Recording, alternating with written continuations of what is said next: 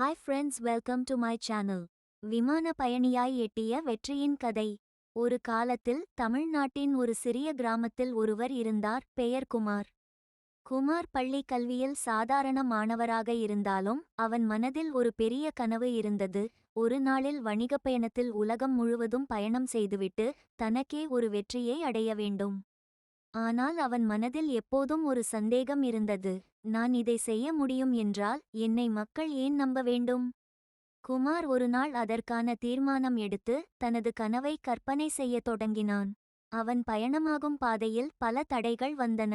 முதலில் பணம் குறைவு, பிறகு தன் குடும்பத்தினரின் ஆதரவு இல்லாதது.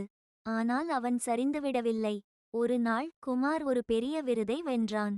அதுவரை அவன் நினைத்திருந்ததை விட அதிகமான சந்தேகங்கள் எளிதில் அகற்றப்பட்டன. அவர் முன்னேற்றத்தை பார்த்த பிறகு அவரது குடும்பமும் நண்பர்களும் அவரை ஆதரித்தனர். இந்த கதையின் தகுதி என்ன? நாம் எப்போது சந்தேகங்களை போக்கி எமது கனவுகளை பின்பற்றினால் வெற்றி நமக்காக கிடைக்கும். படிக்கவும், நம்பவும், முயற்சிக்கவும், உங்களது வாழ்க்கையை மாற்ற இந்த 3 பொருள்கள். ஸ்டோரி பிடிச்ச லைக், ஷேர், சப்ஸ்கிரைப், கமெண்ட் பண்ணுங்க. Thank you friends.